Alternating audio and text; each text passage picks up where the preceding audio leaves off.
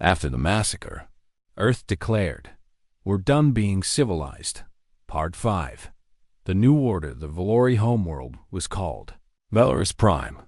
It was a beautiful planet twice the size of Earth, with purple oceans and golden forests. 15 billion Valori lived there. Their cities were ancient, some of them older than human civilization itself. Their art, their music, their history, all of it was concentrated on that one world. The human fleet arrived on a calm morning. Admiral Park Do-hyun stood on the bridge of the Vengeance, looking at the planet below. It was strange to see such beauty after so much death. Part of him wanted to appreciate it. A smaller part wanted to destroy it completely. "Their defense fleet is positioning to attack," his tactical officer reported. "How many ships?" 37. Park Do-hyun almost smiled. 37 ships against 200. The Valori were brave. He would give them that. Or maybe they were just desperate. "Give them one chance," he said. "Open a channel." The communication screen flickered to life. On it appeared Emperor Vex himself. He was a large creature, covered in gray scales, with 4 arms and eyes that burned with hate.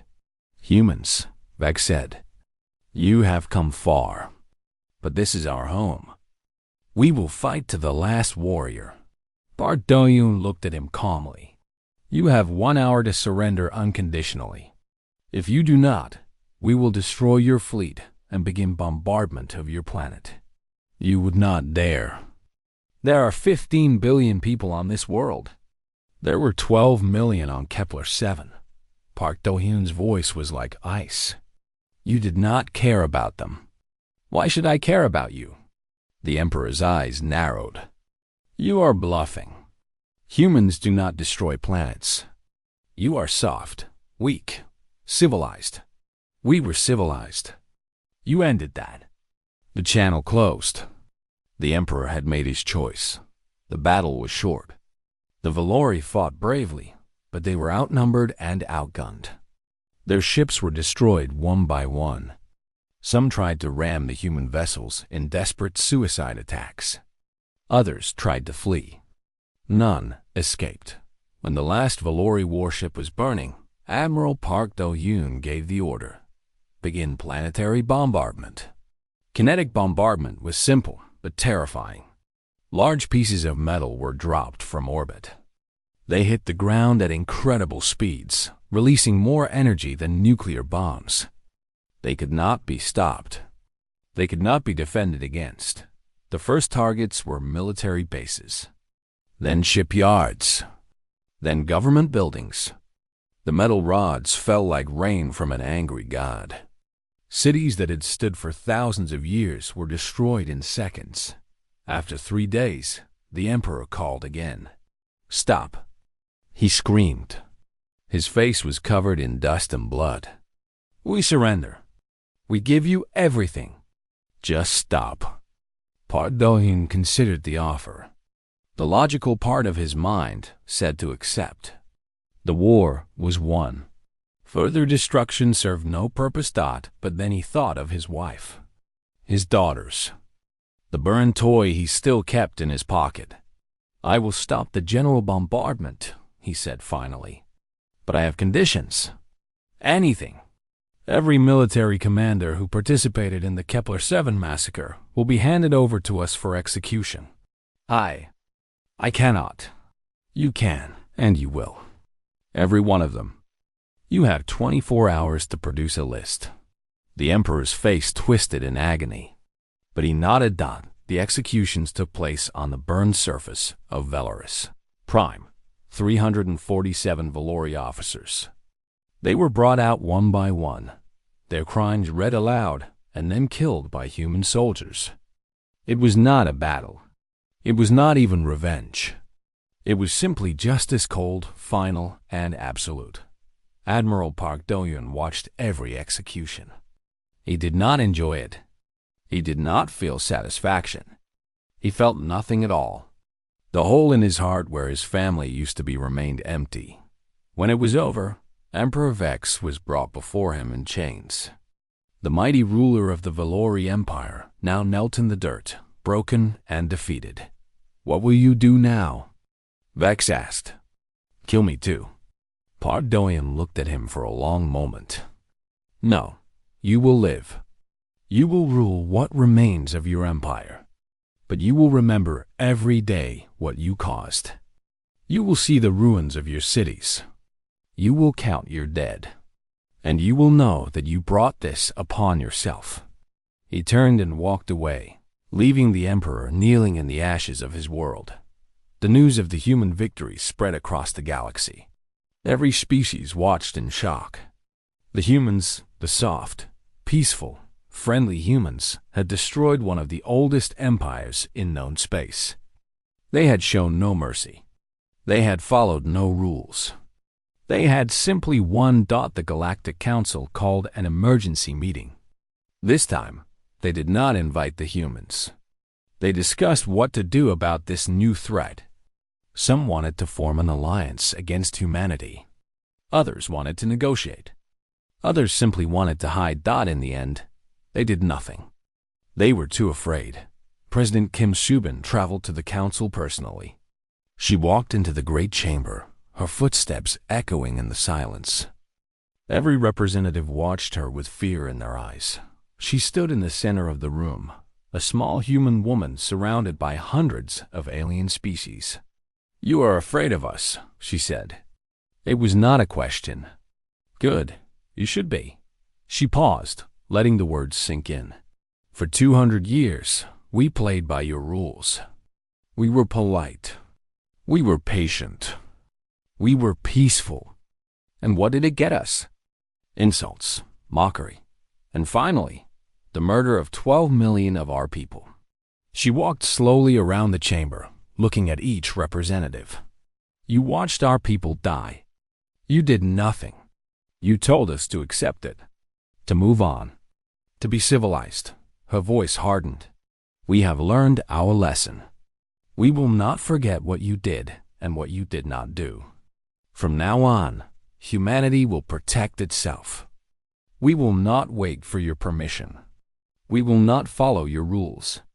We will do whatever is necessary to ensure that our people are never harmed again." She stopped in the center of the room again.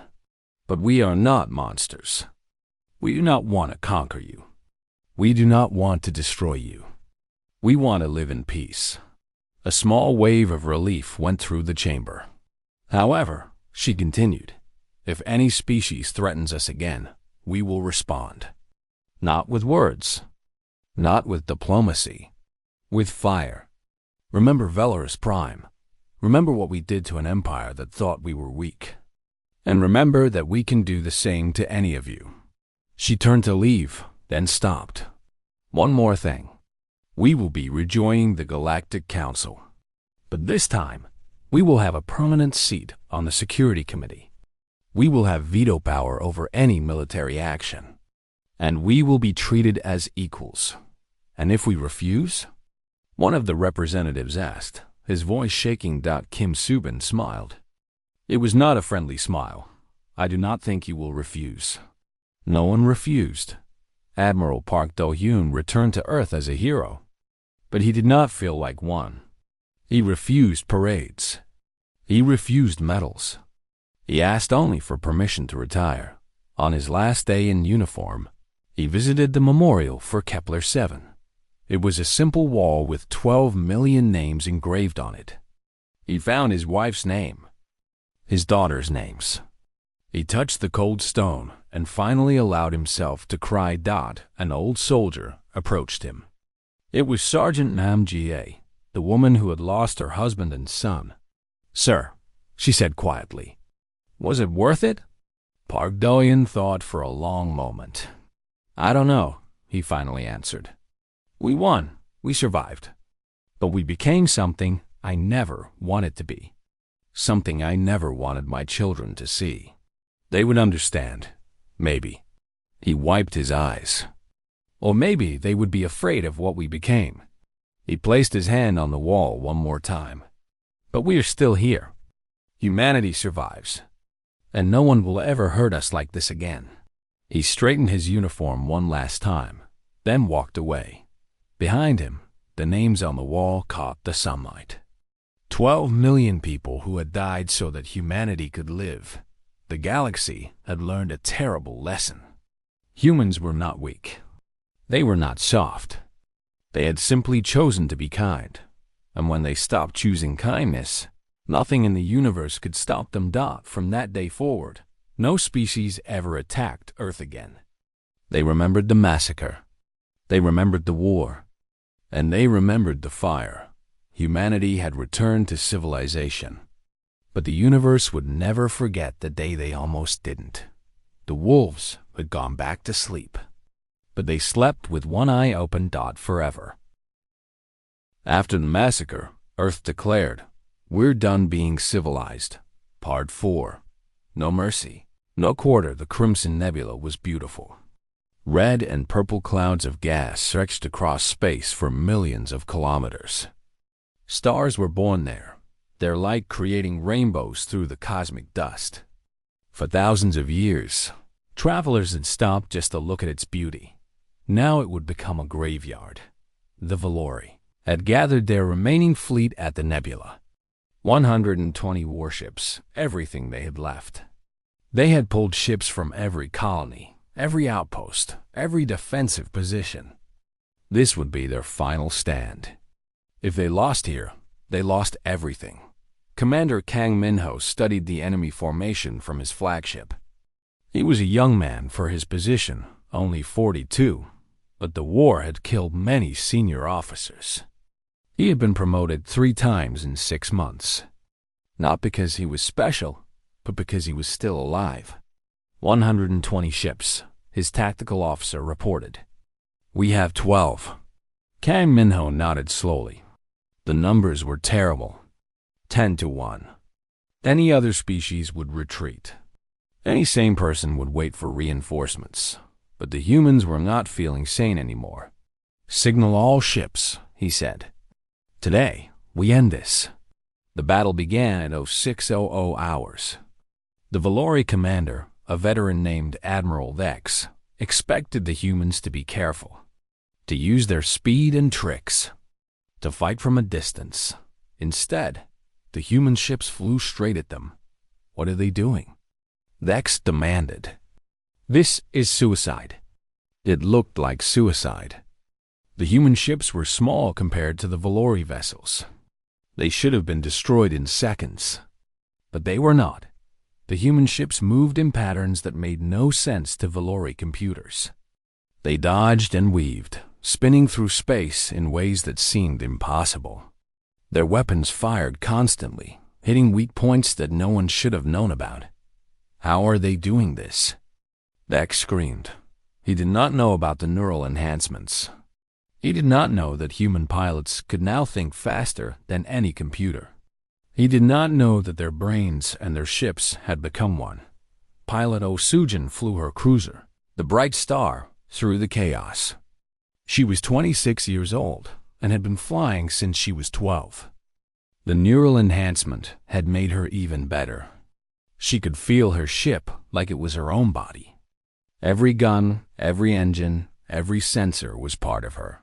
"Enemy battleship, Sector 7. Her computer reported she saw it. A massive Valori command ship, 3 kilometers long. Its weapons were destroying everything around it. "I'm going in," she said. "That ship is too large. We cannot destroy it." "Yes, we can." Our wingman, Lieutenant Park Taeyang, flew beside her. "What's the plan?" "We go inside." "Inside? The ship?" "Yes. The engine core is in the center. If we can reach it."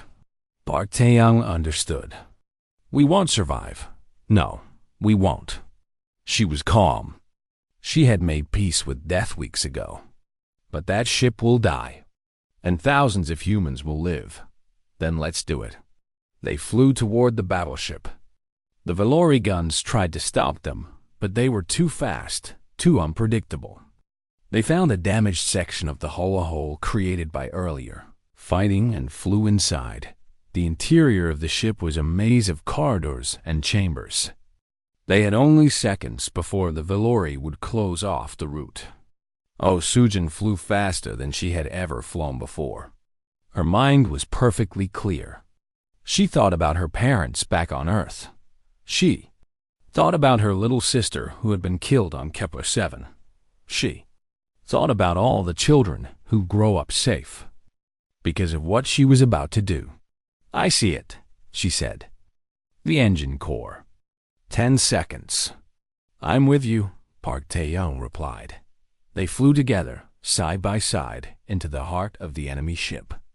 The engine core glowed bright blue, pulsing with enough energy to power a city. For Earth, Oh Sujin whispered.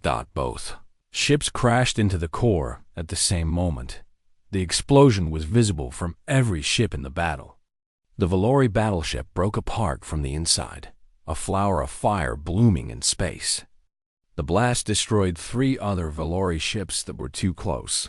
On the human flagship, Commander Kang Minho watched the explosion. He said nothing for a long moment. Then he spoke. Remember their names. Oh Sujin, Park Tae-young, heroes.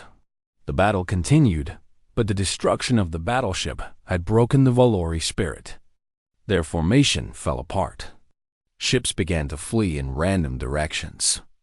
The humans chased them down one by one. By the end of the day, only 7 Valori ships remained. They had stopped fighting. They were drifting in space, their weapons silent. A transmission came from the lead Valori ship. A surrender request. We give up, the Valori captain said. His voice was tired and broken. We surrender. Please. Please stop. Sergeant Nam Jie was on one of the boarding teams sent to capture the survivors. She was a small woman, but her eyes were hard. She had lost her husband and son on Kepler 7. She had volunteered for the most dangerous missions, hoping to either get revenge or die trying. She walked through the surrendered Valori ship. The aliens knelt on the ground, their hands on their heads. They looked pathetic, weak, afraid. One of them, an officer, looked up at her. We surrender, he said. According to galactic law, you must take us prisoner. You must treat us humanely. Nam Jie stopped in front of him. She looked at his uniform. He was a senior officer. He had probably given orders during the Kepler 7 attack. Galactic law, she repeated softly. Did you follow galactic law on Kepler 7? That was different. Different how? Were our children not worthy of galactic law? Were our families not worthy of humanity? Her voice was still quiet, but it cut like a knife. My son was 3 years old. He liked dinosaurs. He laughed at everything. He had just learned to write his name. The Valori officer said nothing. You did not accept surrender from our colonists, Nam Jie continued. Why should we be different? She raised her weapon. The officer's eyes went wide. Wait. This is murder. This is against all the rules. We don't follow the rules anymore. She fired. Across the fleet, similar scenes played out. Some humans took prisoners. Others did not. There was no official order either way. Each soldier made their own choice. And many of them chose revenge. Admiral Park Do-hyun received reports throughout the day. The battle was won. The Valori fleet was destroyed. The path to their homeworld was open. He should have felt satisfied. Instead, he felt empty. Sir, his communications officer said, the Galactic Council is demanding we stop. They say what we're doing to the prisoners is a war crime. Park Do-hyun did not respond immediately. He looked out the window at the wreckage floating in space. Somewhere in that debris were the remains of Oh Sujin and Park Tae-young, young people who had given everything. War crimes, he finally said. When the Valori burned our children, the council called it an incident. When we fight back, they call it a crime. Tell them we are beyond their laws now. Tell them we will stop when the Valori are no longer a threat. and not before. The message was sent. The human fleet reformed and began moving toward the Valori homeworld. They left behind the wreckage of the battle-broken ships, floating bodies, and the memory of their fallen. There was no celebration, no cheering, just grim determination. The war was almost over, but the final chapter would be the darkest of all. Commander Kang Minho looked at the star map showing the Valori homeworld. "How long until we arrive?" 3 days, sir." 3 days. And then everything would be decided. "Prepare the kinetic bombardment systems," he ordered. His officers hesitated. "Sir, those weapons? If we use them, I know what they do." His voice was flat. "Prepare them anyway." The wolves had tasted blood, and they were not done yet. After the massacre, Earth declared, "We're done being civilized." Part 3. The hunt begins. The first Valori border station was called Outpost 17. It was small, just a few dozen soldiers and some scanning equipment. Its job was to watch for smugglers and report any unusual activity. The soldiers there had easy jobs. Nothing ever happened at the border dot until the human ships came. Captain Bai Jiang led the attack. She was one of the first soldiers to receive the neural enhancement surgery. Her mind now worked 3 times faster than a normal human. Her reflexes were perfect. She could see patterns that others missed. She could fight like no one else could. Her ship, the Silent Knife, dropped out of faster-than-light travel just 500 meters from the outpost. The Valori barely had time to react. "All teams go," she said calmly. 30 soldiers in combat suits flew out of the ship. They moved through space like ghosts, their weapons already firing. The outpost shields were designed to stop large attacks, not small, fast soldiers. They slipped through the gaps and entered the station. Inside, everything was chaos. Valori soldiers ran to get their weapons, but the humans were too fast. Bai Jiang moved through the corridors like water, her enhanced reflexes allowing her to dodge every shot and hit every target. She did not think about what she was doing. Her body knew. Her mind simply watched. In 17 minutes, it was over. Every Valori on the station was dead. The humans had lost no one. Bai Jiang stood in the command center, looking at the communication equipment. The Valori had sent a distress signal, but it was too late. Their backup would arrive to find only bodies and silence. "Send the message," she ordered. Her communications officer, a young man named Yung Se-woo, nodded and pressed a button. A pre-recorded message began to broadcast on all Valori frequencies. "This is the human fleet. Your outpost has been destroyed. Your soldiers are dead. This is the beginning. There will be no negotiation. There will be no surrender. There will only be war until one of us is gone." The message repeated endlessly as the humans left. News of the attack spread quickly. The Valori Emperor, a massive creature named Vex, called an emergency meeting of his generals. "How is this possible?" he demanded. "Humans are weak. They are peaceful. They do not fight." His military advisor, a scarred old veteran named Krill, shook his head. "They did not fight before because they did not need to. Now they do, and it seems they are better at it than we expected. One outpost means nothing. Send a fleet to crush them." A fleet of 20 Valori warships was sent to intercept the humans. They found them near an asteroid field, seemingly trapped. "They are fools," the Valori commander laughed. "They have nowhere to run." He ordered the attack. His ships moved forward, weapons charging. Then the asteroids exploded. The humans had spent days hiding mines inside the rocks. When the Valori ships came close, the mines detonated. 12 ships were destroyed instantly.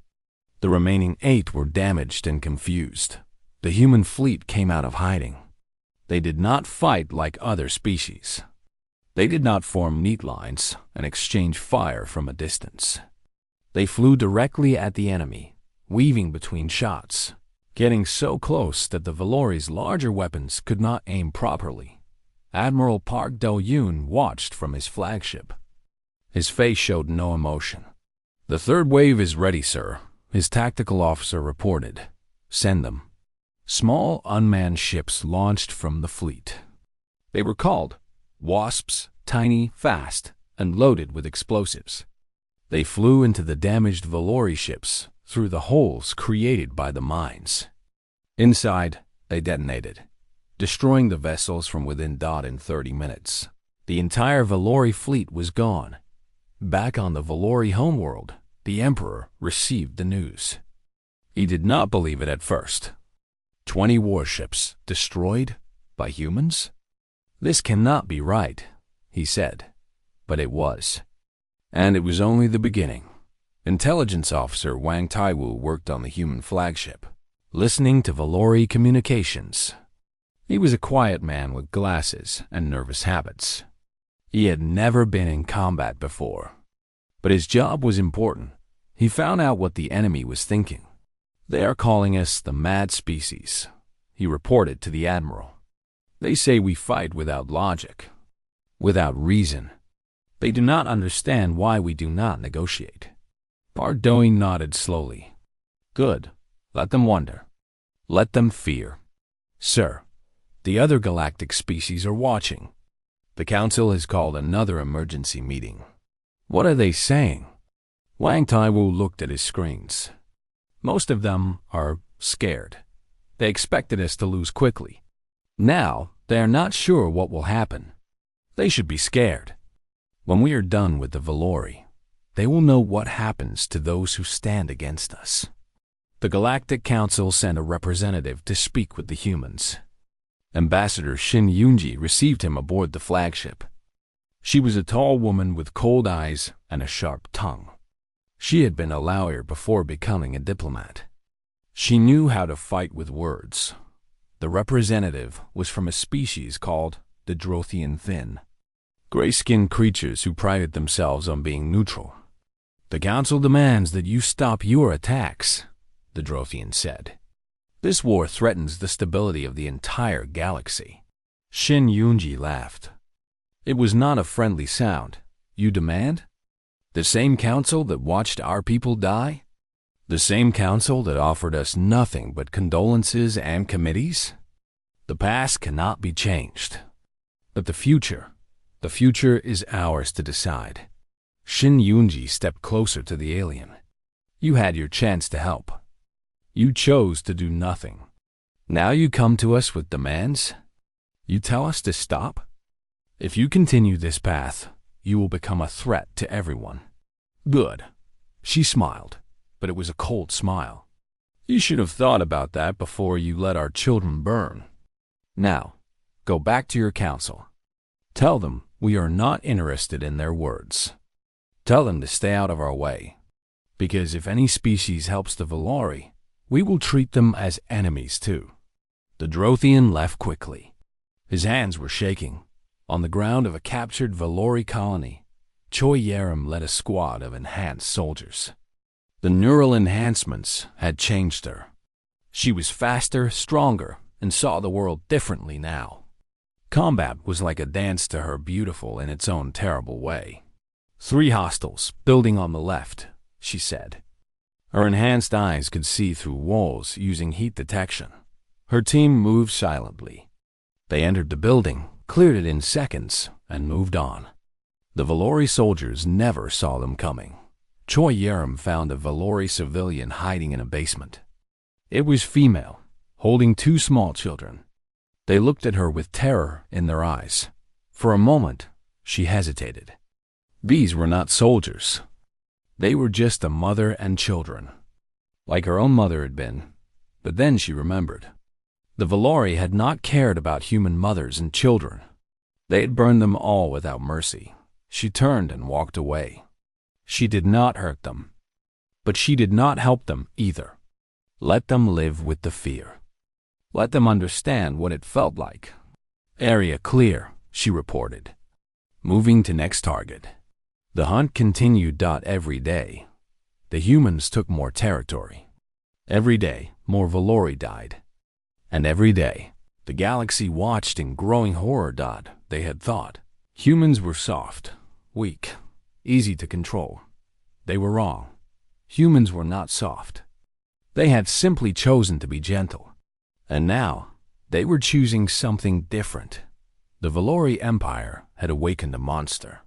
And that monster was just getting started. After the massacre, Earth declared, "We're done being civilized." Part 2.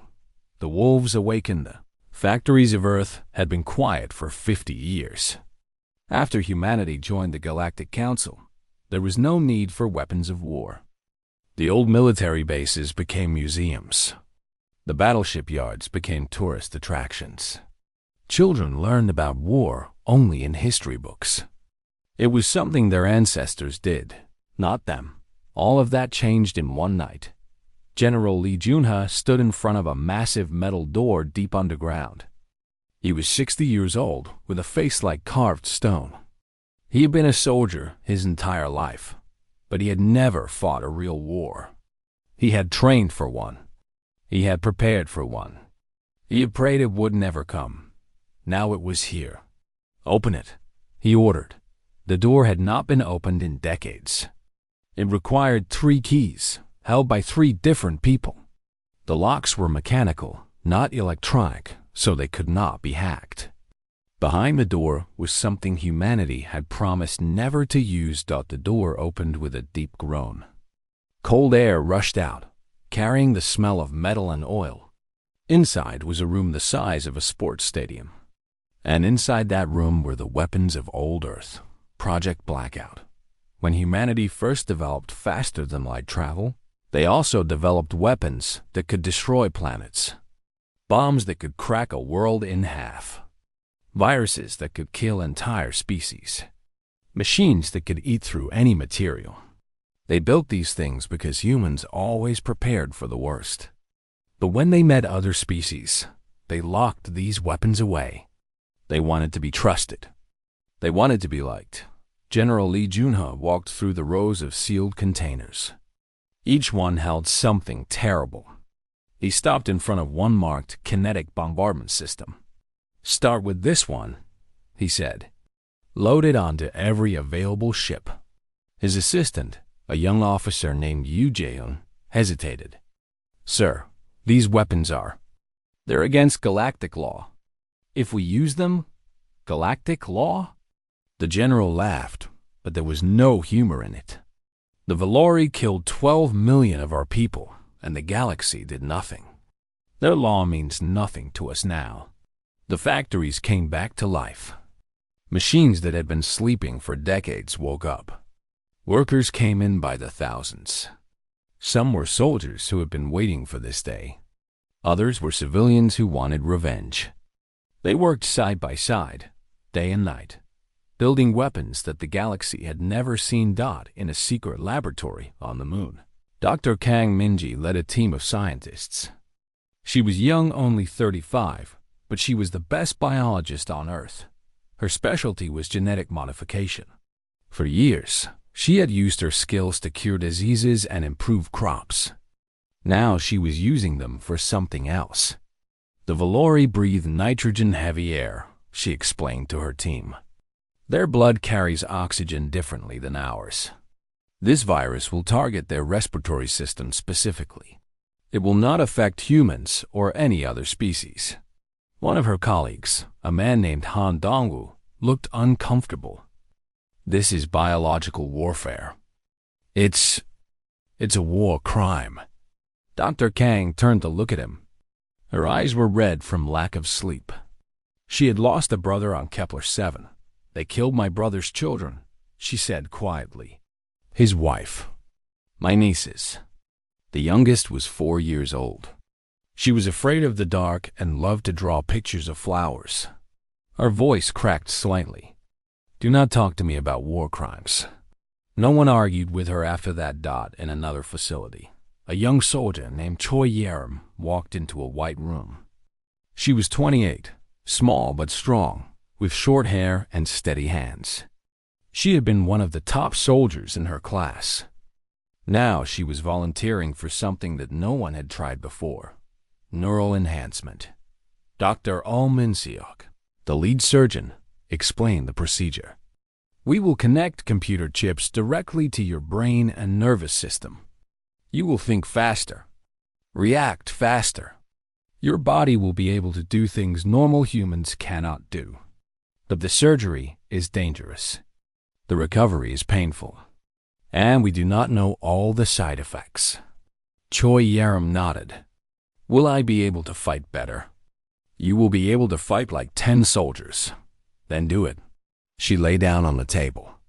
The last thing she saw before the drugs put her to sleep was the face of her mother on a photograph. Her mother had died on Kepler-7 visiting friends. She had been a kind woman who loved gardening and cooking. Now her daughter would become a weapon. President Kim Soo-bin watched all of this from her office. Reports came in every hour. Ships being built. Soldiers being trained.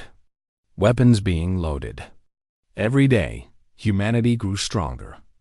Every day, they came closer to being ready. Her advisor, an old politician named Baek Sang-hoon, stood beside her. The Valori know we are preparing, he said. Their spies have reported our activity. They are calling it the tantrum of a dying species. The president smiled coldly. Let them think that. Let them believe we are weak and foolish. It will make their surprise greater. Some of the galactic species are worried.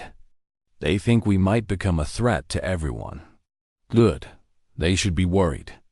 They watched our people die and did nothing. Fear is the only thing they understand. Admiral Park Do-hyun returned to Earth to help lead the military preparation. He had not smiled since Kepler-7. He had not slept more than a few hours each night. But his mind was sharp and his purpose was clear. He met with General Lee Junha in the Underground Command Center. Together, they looked at maps of Valori space. They have 47 colonies, Park Do-hyun said. 3 major shipyards. 120 warships. We have 32 warships currently, the general replied. But in 6 months, we will have 200. Our ships are smaller, but faster. And our new weapons will change everything. They stared at the map in silence for a moment. Then Park Do-hyun spoke again. I want to lead the first attack myself. The general nodded. I expected you would. You have the most reason to want revenge. This is not revenge. Park Do-hyun's voice was flat. Revenge is personal. This is extinction. I will not stop until the Valori are no longer a threat to anyone. Ever again. The general looked at him carefully. You understand what you are saying. We are not just talking about defeating them. We are talking about destroying them completely. Yes, I understand. Park Do-hyun's eyes were empty. They did not show mercy to our children. We will not show mercy to theirs.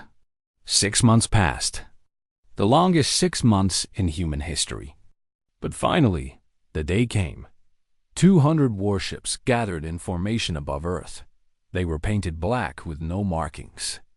They carried weapons that could end worlds. And they were crewed by humans who had nothing left to lose. On every ship, on every colony, on Earth itself, people gathered to watch the departure. There were no celebrations, no parades, just silence and determination. Admiral Park Do-hyun stood on the bridge of his flagship, the Vengeance. The old ship, Eternal Hope, had been renamed and refitted. Hope was gone now. Only Vengeance remained. He opened a channel to the entire fleet.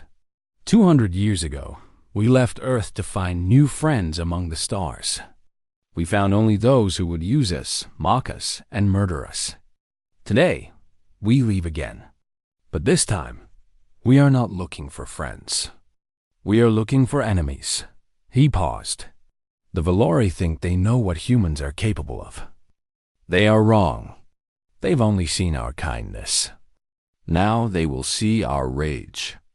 And when we are done, the galaxy will never forget what happens when you hurt humanity. The fleet began a move. Stars stretched into lines as the ships entered faster than light travel. The message was sent to the Valori homeworld. It was simple. Only 2 words. We're coming. The wolves of Earth were awake. And they were very, very hungry. After the massacre, Earth declared, "We're done being civilized." Part 1. The breaking point: the stars had always been kind to humanity.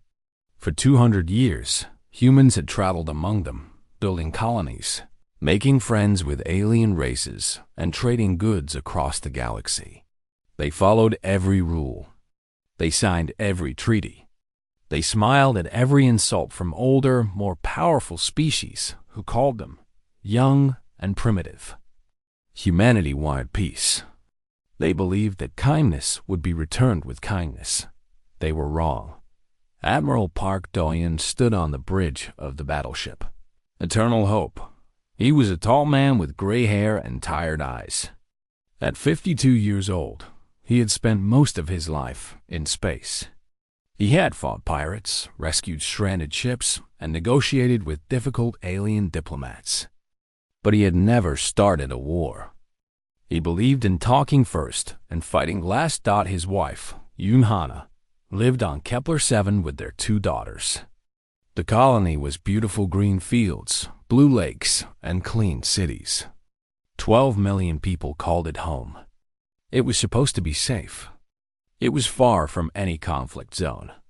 The Valori Empire had no reason to attack it, but they did. The distress signal came at 0347 hours, ship time. Park Do-yeon was sleeping when his first officer woke him. The man's face was pale. His hands were shaking. "Sir," the officer said, "Kepler-7 is under attack." Park Do-yeon ran to the bridge. His heart was beating fast. His mind was racing. The Valori were attacking? Why? There had been no warning. No declaration of war. No demands. The communication screen showed chaos, fire, screaming, buildings falling.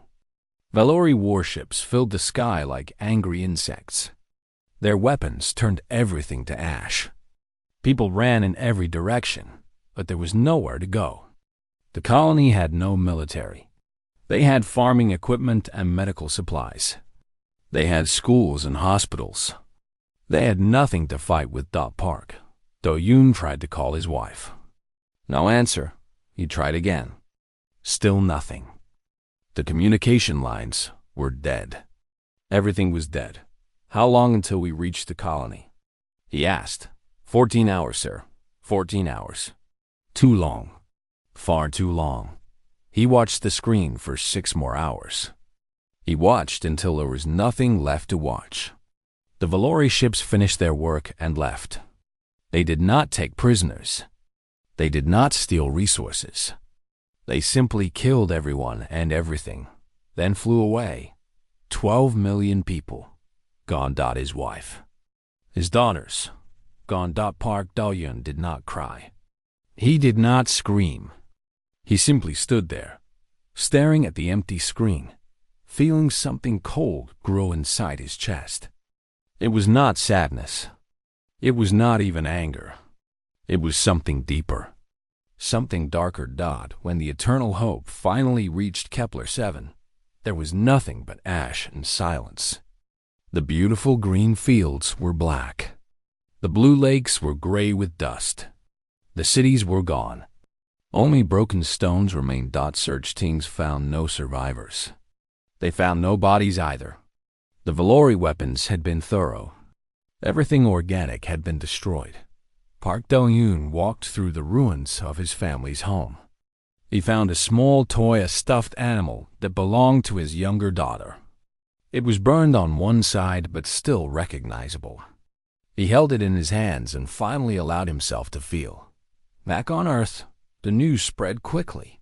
People watched the images in horror. Children hiding under tables. Families running hand in hand. Old people falling and not getting up. The Valori had recorded everything. They had sent the recordings to Earth as a message. "This is what happens to those who expand too quickly," the Valori Emperor said in a statement. "Humanity should learn its place." The Galactic Council held an emergency meeting. Representatives from 50 species gathered to discuss the massacre. Earth's ambassador, an old man named Cho Byung-hee, stood before them and demanded justice. 12 million innocent people were murdered, he said. "We demand that the Council take action against the Valori Empire." The Council members looked at each other. They whispered. They calculated. The Valori Empire was powerful. They had ships. They had weapons. They had been part of galactic politics for thousands of years. Humanity was new. Humanity was weak. Humanity was not worth starting a war over. "We offer our deepest condolences," the Council speaker said. "But we cannot interfere in disputes between member species. We encourage both parties to seek a diplomatic solution." Ambassador Jo Byung stared at them. His face showed no emotion, but his hands were shaking with rage. "You will do nothing?" he asked. "We will form a committee to study the issue." A committee. 12 million dead, and they would form a committee. The Earth delegation walked out of the chamber without another word. They did not slam doors. They did not make threats. They simply left, their footsteps echoing in the silence. That night, President Kim Soo-bin addressed humanity. She was a small woman with short black hair and sharp eyes. She had been a soldier before becoming a politician. She understood war. She understood loss. And she understood that sometimes civilized behavior was not enough. She stood in front of cameras, the flag of Earth behind her. Her voice was calm but cold. "Today, we asked for justice," she said. "We were denied. Today, we asked for help. We received only empty words. For 200 years, humanity has followed the rules of the galaxy. We have been polite. We have been patient. We have been civilized." She paused. Her eyes seemed to look directly at every human watching. "No more." The words hung in the air like thunder. "The Valori Empire believes we are weak because we choose peace. They believe we are soft because we show mercy. They are wrong. They have woken something inside us. Something old. Something dangerous. Something we tried to leave behind on Earth centuries ago." She straightened her shoulders. "To the Valori Empire, you have made a terrible mistake. You have taken our children. You have burned our homes. You have laughed at our pain. But you have forgotten one thing. Humanity did not reach the stars by being gentle. We reached the stars by being survivors. And now, you will learn what that means." She took a deep breath. "To the Galactic Council, you chose to do nothing. Remember that choice. When the fire spreads, do not ask us to stop. You had your chance to stand with us. Now, stand aside." Finally, she looked directly into the camera. "To every human watching, we are done being civilized. Prepare for war." The transmission ended. Across Earth and every human colony, people watched in silence. Some were afraid. Some were excited. But everyone understood that the universe had just changed. Admiral Park Do-yeon watched the speech from his ship. He was still holding his daughter's burned toy. When the president finished speaking, he finally let himself feel the anger he had been holding back. "War," he whispered. Good. He had spent his whole life avoiding conflict. He had believed in peace and understanding. But now, looking at the ashes of everything he loved, he understood something new. Some crimes cannot be forgiven. Some wounds cannot be healed. And some enemies must be destroyed completely. Humanity was done playing by the rules. Now, they would make their own rules, and the galaxy would tremble.